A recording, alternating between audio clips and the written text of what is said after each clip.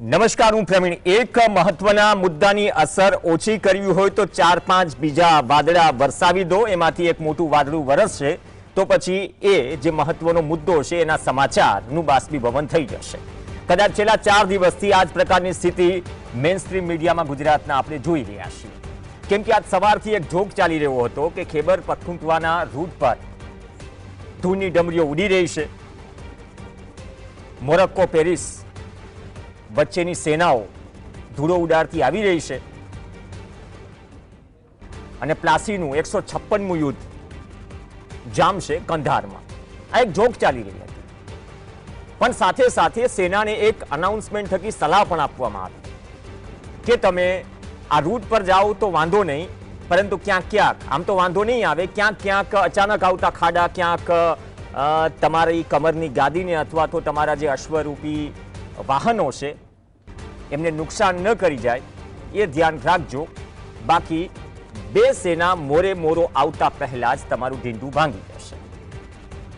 હવે આ કટાક્ષ હતો. કટાક્ષ લોકો એટલા માટે કરી રહ્યા છે, ગુજરાતમાં એક ધારાસભ્ય રાજીનામું આપવા છેક કાફલો લઈને મોરબીથી ગાંધીનગર આવે અને બાદમાં ઢોલ નગારા સાથે રેલી પણ નીકળે, કેનનની જેમ મીડિયાના બૂમ ગોઠવાઈ જાય અને આ પ્રકારે પોસ્ટરથી માંડીને બધું જ થયું. તો આ તસવીરો પછી જોક્સ ઘણા બધા ફરતા થયા. ગંભીરતા આજના જે પ્રતિનિધિઓ છે, લોક પ્રતિનિધિઓ, એમાં કેટલી છે? કેમ કે ગોપાલ ઇટાલિયા, કાનભાઈ અમૃતિયા કે કાંતિભાઈ અમૃતિયા, આ બંનેનું નામ લેવાની જરૂર નથી. 4 દિવસથી હાંકલા પડકારા ચાલી રહ્યા છે. પણ આ દ્રશ્યોથી એક વાત નક્કી થઈ ગઈ કે જે બેરોજગાર યુવાનો અત્યાર સુધી પોતાના અનુભવ પરથી એ રીતે વ્યથિત થાય છે કે તમે સરગાસણ ચોકડી વટો અથવા તો તમે એસટી બસ સ્ટેન્ડ પહોંચો તો તમારી ટીંગા ટોળી થઈ જાય છે. તમને 10, 20 કે 100 જણાને આંદોલન કરવા ભેગા નથી થવા દેતા. તો ધારાસભ્યએ કદાચ એ તમામ પરિસ્થિતિઓને ખોટી પાડી કે તમે વિધાનસભાના ગેટ પર પણ જઈ શકો, વિધાનસભા સુધી પણ જઈ શકો અને એ પ્રતિનિધિઓને તમારી લાગણી પણ રજૂ કરી શકો કે સાહેબ અમે આના માટે આવ્યા છીએ. આજે જે કંઈ પણ થયું, બહુ ડ્રામા ચાલ્યો. હવે આ ડ્રામા માત્ર શું ડ્રામા જ હતો? સવાલ એટલા માટે થાય કેમ કે કથિત ઓડિયો ક્લિપ વાયરલ થઈ રહી છે કાંતિભાઈ અમૃતિયાની, જે ગઈકાલનું હોવાનું મનાય છે કે વટ ખાતર જવાનું છે, આપણે રાજીનામું થોડું આપવાનું છે. પહેલા એવા સમાચારો પણ ચાલ્યા કે વિધાનસભાના અધ્યક્ષ શ્રી તો વિદેશ છે, પછી ઘણા બધા પોસ્ટ ડિલીટ કરી. એક પત્રકારે સવાલ પૂછ્યો વિધાનસભાના અધ્યક્ષ શંકર ચૌધરીને કે આ ઘટના વિશે શું કહેવું છે. એમને એક જ લાઈનમાં જવાબ આપ્યો, દરેક પક્ષે પ્રજાના કામ કરવા જોઈએ. આ સીધો સંદેશ હતો. હવે અહીંથી થોડા 56 કે 57 કિલોમીટર દૂર બે તસવીર જોઈએ. વિધિની વક્રતા એ છે. ચલો, વિદ્યાર્થીઓ તો આંદોલન નથી કરી શકતા, પણ એ બે તસવીર એ જ સમયગાળાની છે. બપોરે જ્યારે અમારા સહયોગીથી માંડીને તમામ પત્રકારો કાંતિભાઈ અમૃતિયા નું 1 to 1 લઈ રહ્યા હતા,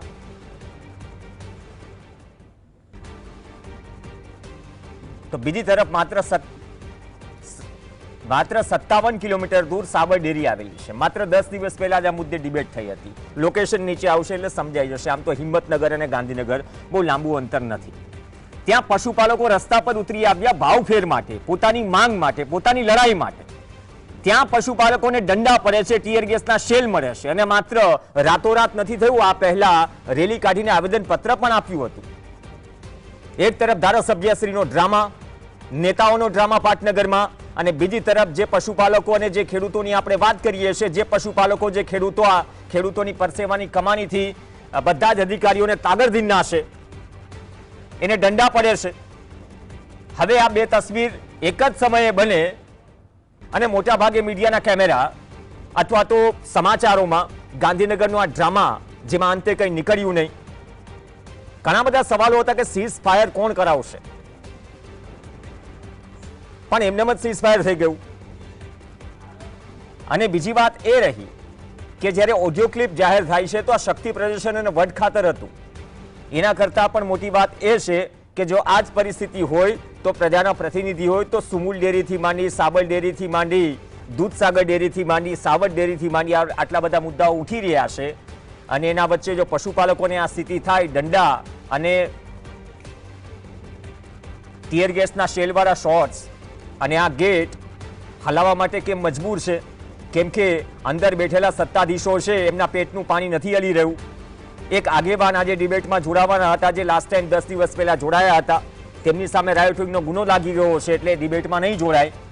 પણ આ બે તસવીર ઘણું બધું કહી જાય છે. અંતર નથી આ બંને તસવીર વચ્ચે, અને અંતર નથી પણ અંતર ઘણો બધો છે. અંતર પ્રાથમિકતાઓનો છે. મીડિયાની સ્ક્રીન પર એ પ્રાથમિકતા કોને કેટલી મળે છે એ પણ એક સવાલ છે. અને આ સવાલ વચ્ચે બે ખાસ મહેમાન આપણી સાથે જોડાશે.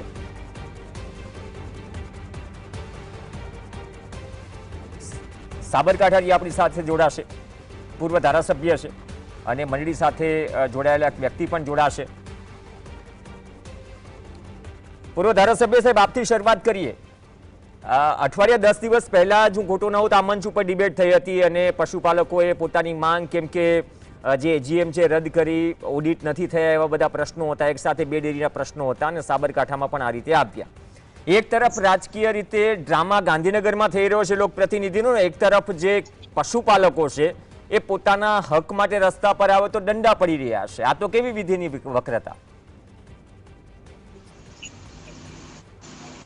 નમસ્કાર દર્શક મિત્રો, જીએસટીવી ના માધ્યમથી આ સાબરકાંઠાના અરવલ્લી જિલ્લાના દૂધ ઉત્પાદકોને જે મુશ્કેલી પડી રહી છે, જે દર્દ છે, જ્યારે એ વાત જીએસટીવી રજૂ કરી રહી છે ત્યારે જીએસટીવી પૂરી હકીકતથી એમના વિડીયોમાં એ જોઈ રહ્યા છે કે પોલીસ દમન કરી રહી છે, લાઠીચાર્જ થઈ રહ્યો છે, ટીયર ગેસના શેલ 50 છોડવામાં આવે છે.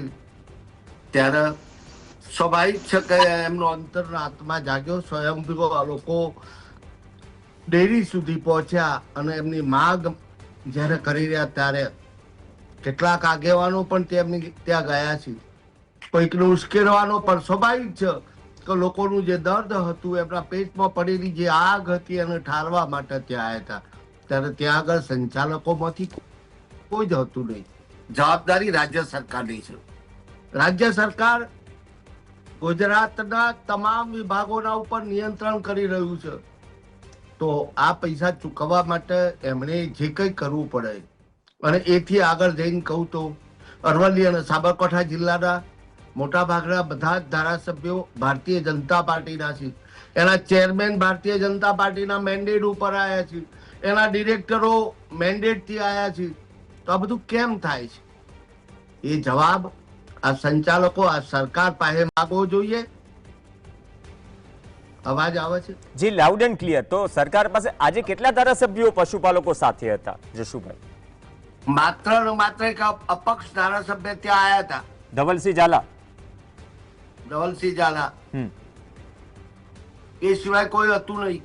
ચેરમેન પણ નહોતા, એમડી પણ નહોતા, એક પણ ચૂંટાયેલા મેન્ડેટ વાળા ડિરેક્ટર પણ નહોતા. કોણ એ આયા પણ કોણ સોંભળે? આ ખેડૂતોની વ્યથા કોને સોંભળવાની હોય?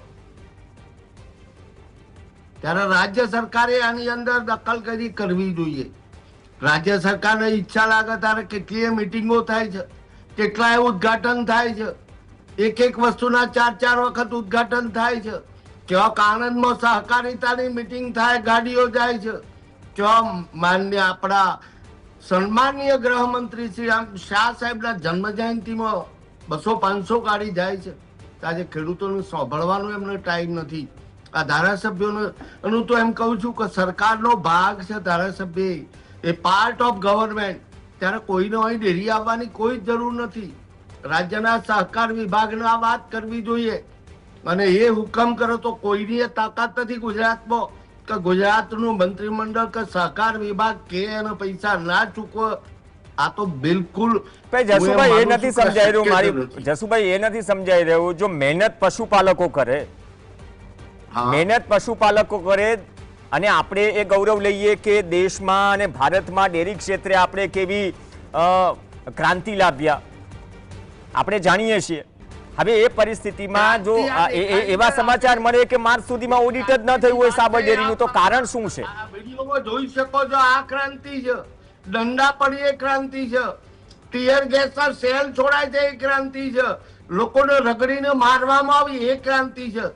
ક્રાંતિ તો ઘણી બધી છે. તો વડોદરામાં પુલ પડે એ ક્રાંતિ છે.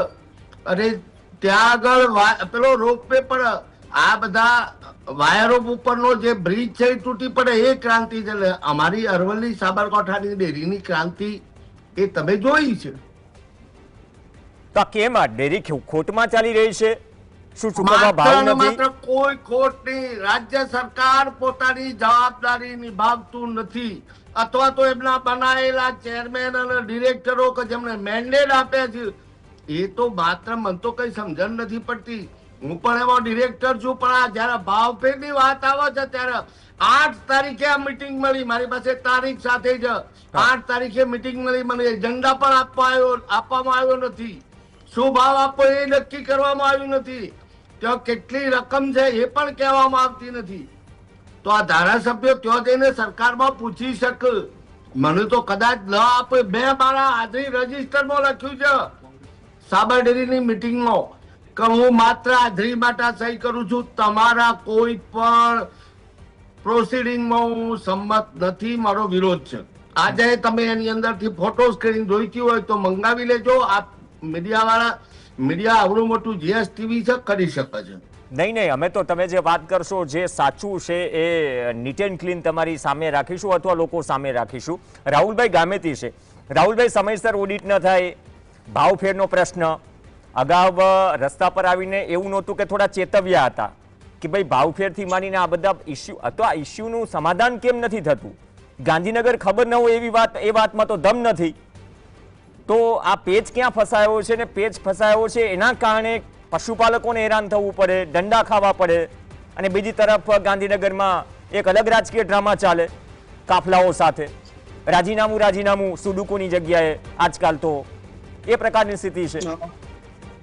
સૌથી પહેલા તો જીએસટીવીનો ખૂબ ખૂબ આભાર માનીશું કે અરવલ્લીના ખેડૂતો, સાબરકાંઠાના ખેડૂતો માટે એક આ ડિબેટનું મુહિમ ચલાવ્યું.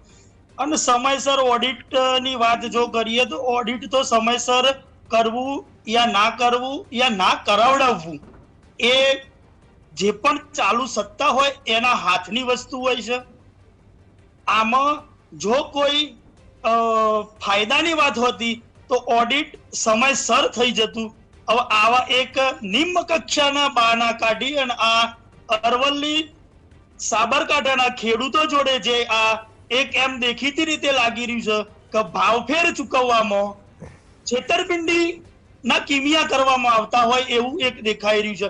બીજું આપ કહી રહ્યા છો કે ગાંધીનગર રાજકીય ડ્રામા, જે કામ કરવાનું છે એ કામ કરો, ડ્રામા બંધ કરો.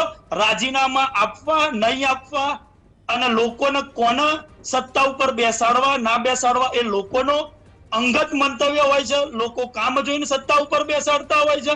અને બીજું, આ ડેરીની અંદર પશુપાલકોના અગાઉના સમયમાં 19%, અત્યારે જયારે 10% આપવામાં આવતું હોય ભાવફેર, તો એ ખેડૂતોને જવું કયો?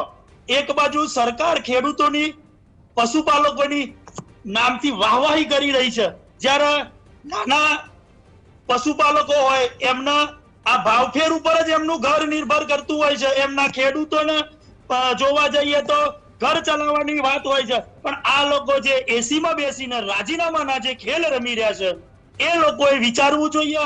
બીજું કે આ જિલ્લાની અંદર મહાસત્તા યા સત્તા ગણીએ તો પણ ચાલુ સરકારના જ માણસો 3 વિધાનસભા અને સાબરકાંઠાની વિધાનસભા યા લોકસભાની વાત કરીએ તો એ લોકો કેમ પશુપાલકો માટે કઈ બોલતા નથી? એમને પણ બોલવું જોઈએ.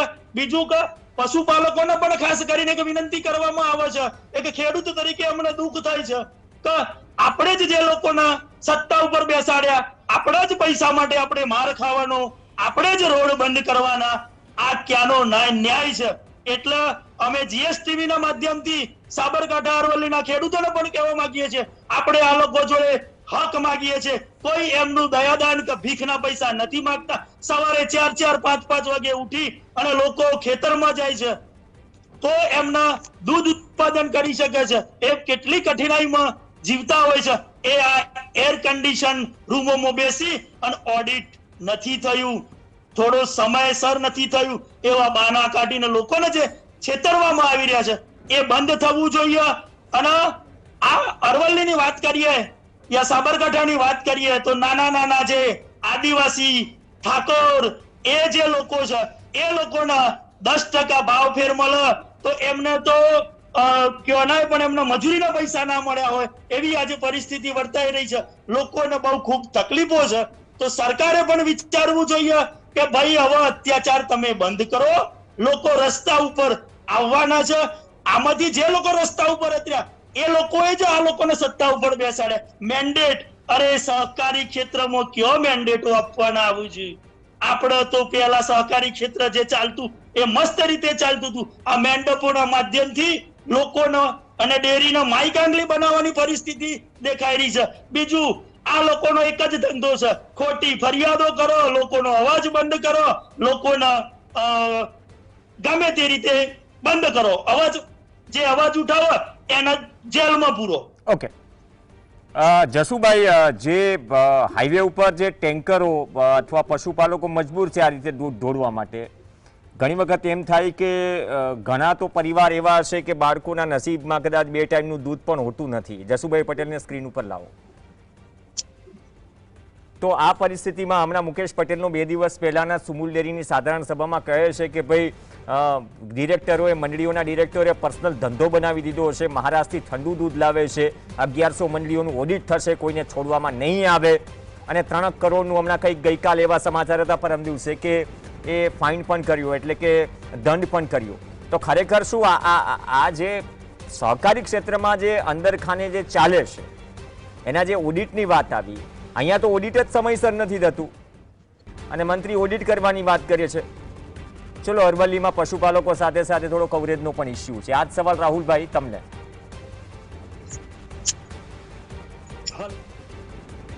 જી રાહુલભાઈ.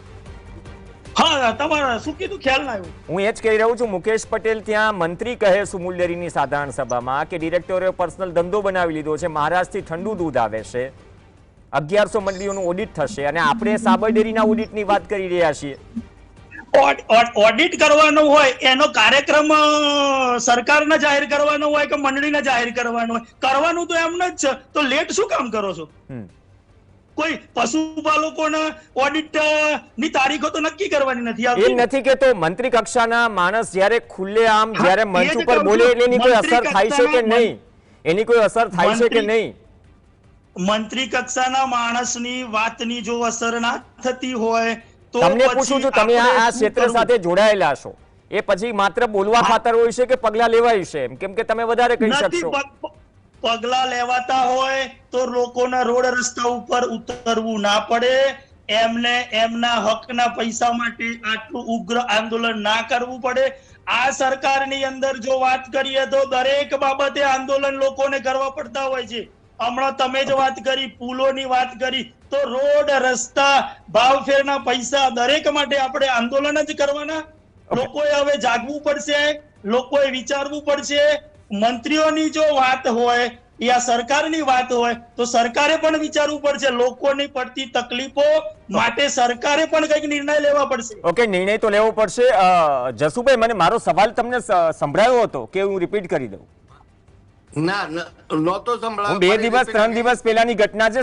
કેમ કે આજકાલ Sabar dairy, Sumul dairy, Dudhsagar dairy, આ બધી ડેરીઓ ચર્ચામાં છે, સાબર ડેરી ચર્ચામાં છે.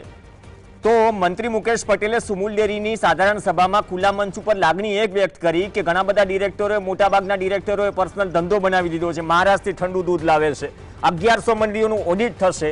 કંઈક એવા પણ સમાચાર મળ્યા કે 3 કરોડની આસપાસ દંડ પણ થયો. તો ખરેખર મંત્રીઓ કે જનતાના પ્રતિનિધિઓ જ્યારે જાહેરમાં સહકારી ક્ષેત્રમાં જે વસ્તુ છે કડવી એ કહે છે તો એનો કોઈ ફરક પડે છે કે નહીં? કે પછી અભી બોલા અભી ફોક, નીચે કોઈ અસર થાય છે? કશું જ નહીં. અભી બોલા અભી ફોક.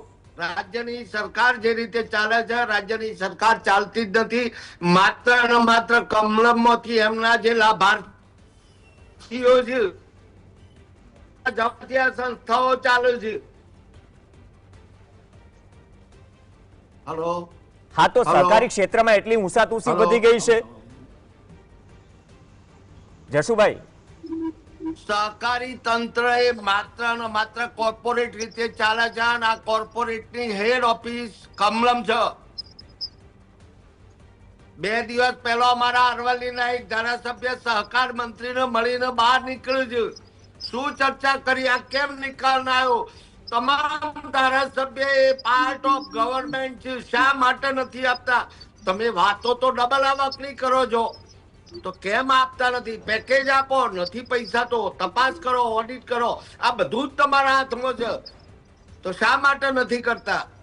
બોલો છો મંત્રીઓ તો અમલ કરો ને. તો સહકારી ક્ષેત્ર હવે રાજકીય ઊંસાતુસીનું સાધન બની ગયું છે. પશુપાલકો અને ખેડૂતોની સમૃદ્ધિની વાતો થાય છે, પણ એના કરતા કડવી વાસ્તવિકતા એ છે કે એ સ્તરે રાજકીય ઊંસાતુસીનું સાધન બની ગયું છે સહકારી ક્ષેત્ર, કે જેના પૈસે તાગરધીનના છે એ લોકોને રસ્તા પર ઉતરવું પડે. જગત છે કમલમનું સ્થાપેલી ઓફિસમાંથી ત્યાંથી કોને ડબલો આપવો, કોનો ખોખો લેવો, કોનો વાયર લેવા, બધું કમલમમાંથી આવે છે. શું પૂછવા જેવી વાત છે? તમે તો ગંભીર આક્ષેપ કરો છો. તો ધારાસભ્યના કમ્પ્લેન નથી થતી? અને ધારાસભ્ય બાય ધ વે કોણ હતા આજે ધારાસભ્યો તો ચર્ચા એમને કરવા? તો આ ધારાસભ્ય 2 દાડા પહેલા માન્ય સહકાર મંત્રીને મળ્યા હતા. શું કર્યું? શા માટે આવવું પડે? ધારાસભ્ય તો એવા છે કે પાર્ટ ઓફ ગવર્નમેન્ટ, પણ ઘડીકમાં તમારે ખેસ પહેરવો છે, ઘડીકમાં અપક્ષની વાત કરે છે અને ઘડીકમાં લોકોની સાથે ઉશ્કેરવા આવે છે. ત્યારે મારે એમ કહેવું છે કે તમારા બધા દબાણની વચ્ચે કોલેજો કરવી છે, મેડિકલ કોલેજ લેવી છે કે સરકારની વાહવાહી કરવી છે? સ્પષ્ટ તો થાવ. ભારતીય જનતા પાર્ટીના એક પણ ધારાસભ્ય બોલતા નથી. તમે સ્પેસિફિક કયા ધારાસભ્યની વાત કરી રહ્યા છો જેની ચર્ચા સરકાર સાથે કોઈ થઈ? આ અમારા બધા જ ધારાસભ્યો છે. સ્પેશિયલ ઓડિટર, ક્લાસ 1 અધિકારીઓ ઓડિટ કરે છે, એ સરકારના છે. જિલ્લા રજિસ્ટ્રાર સરકારના છે, અન્વેષણ અધિકારી સરકારના છે, ચેરમેન સરકારના છે. ગુજરાતની સરકાર ભારતીય જનતા પાર્ટી કોણ રોકે છે? શા માટે નથી કરતા? શું ઇન્ટરેસ્ટ છે? તો હવે રસ્તો શું? એનો રસ્તો તો એ જ છે કે રાજ્ય સરકાર જે કરવું હોય એ વહેલા ચૂકી દેવા માટે પૈસા ના હોય તો પેકેજ આપે. ખેડૂતો આજે ભૂખમરાની વચ્ચે, અમારા અરવલ્લી સાબરકાંઠાના ખેડૂતો ઘણા કુટુંબે આખા કુટુંબની આત્મહત્યા કરી છે. કઈ કુટુંબો અત્યારે દુખી થઈ રહ્યા છે. એમના ખાતરના પૈસા આપવા છે, બિયારણના પૈસા આપવા છે. ચોમાસું પાક ફેલ થવાની તૈયારીમાં છે. મને ભાઈ જસુભાઈ એ નથી સમજાતું, હમણાં વિસાવદરની ચૂંટણી ગઈ જસુભાઈ, મને એ નથી સમજાતું કે એનપીકે જે ડીએપી સાથે વપરાય 12-32 સોળના ભાવ 200 થી 250 રૂપિયા વધી ગયા, ક્યાંય કોઈ ઇફકોનું ફરફર્યું નહીં, ક્યાંય કોઈ સમાચાર નહીં, ક્યાંય કોઈ એક પણ પક્ષે મુદ્દો ચૂંટણીમાં ન ઉઠાવ્યો. તો જ્યારે કૃષિ પ્રોડક્ટની ભાવ વધારવાનો હોય ત્યારે દબાયેલા પગે વધી જાય અને ભાવ ફેર ચૂકવવાનો હોય તો તમારે યાદ દેવડાવવું પડે. ભારતમાં જો કોઈ પણ તમે ચૈતર વસાવાને જોવો, તમે બીજા પેલાને જોવો, જેને કઈક રજૂઆત કરી તો એને કેસ કરીને અંદર ગાળી દેવાનો, ખોટા કેસ કરવાના. અચ્છા, તો આમાં કેટલા ઉપર કેસ થયા છે? કેમ કે રાયોટિંગ અને બધી વસ્તુઓ તો છે જે કાયદો વ્યવસ્થાની સ્થિતિ.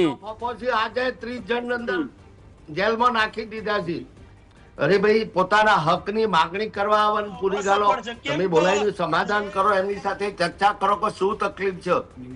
મીડિયાના માધ્યમથી વાત એ જ કરું છું, કોનો નિકાલ વહેલી તકે લાવો. કારણ કે હું તો એક પક્ષ વાળો છું, કોંગ્રેસની વિચારધારા વાળો. મારી કોંગ્રેસ પાર્ટી તમારી સાથે આવવા અને તમારી જોડે ચર્ચા કરવા તૈયાર છે. ખેડૂતોના હિતમાં એમનો પેટનો ખાડો ભરવા માટે અમારે કોંગ્રેસ નહીં જસુભાઈ, આમાં કોંગ્રેસ ભાજપ કરતા સહકારી ક્ષેત્રમાં બધા આગેવાન દરેક પક્ષ સાથે મળીને કામ કરે. કદાચ એ જ હિત હોઈ શકે પશુપાલન સાથે જોડાયેલા લોકો, ખેતી સાથે જોડાયેલા લોકોનું. અપેક્ષા રાખીએ કે તમારી જે લાગણી છે અથવા તો જે ગામિતભાઈએ વાત કરી કે જેમ વિધાનસભાની કેન્ટીનમાં એ જ રીતે દરેક પક્ષના ધારાસભ્યો એક સાથે બેસીને ચા પીવે છે અને બહુ લાઇટ વેમાં વાત કરે છે, તો ગંભીર મુદ્દે ચર્ચા પણ થતી હશે. અને અપેક્ષા રાખીએ કે આપણે ડેરીમાં જે આટલો વિકાસ કર્યો, જે ક્રાંતિ કરી, તો પછી સાબર ડેરીમાં જો ભાવફેર ચૂકવવાના ફાંફા હોય અથવા ઓડિટ ન થયું હોય એના કારણે પણ ધારાસભ્યો જો મેદાનમાં ન આવ્યા હોય તો સવાલ ઘણા ગંભીર છે અને આ સવાલના જવાબ કદાચ આ પ્રજાના પ્રતિનિધિઓને સરકારે જ શોધવા પડશે, કેમ કે અલ્ટિમેટમ બાદ રસ્તા ઉપર આવ્યા છે લોકો. એક તરફ ગાંધીનગરમાં ડ્રામા હતો, બીજી તરફ ખેડૂતો અને પશુપાલકોને દંડા પડી રહ્યા હતા. સમયનો અભાવ છે, પણ આનો જવાબ કરતા જે ભાવફેર કે જે હકની લડાઈ છે તેનું વેતન અને વળતર મળવું જોઈએ કદાચ, એ જ અપેક્ષા સાથે ધન્યવાદ જસુભાઈ અને ધન્યવાદ રાહુલભાઈ ગામેતી ચર્ચામાં જોડાયા. સાથે ચર્ચામાં હાલ બસ આટલું જ. નમસ્કાર.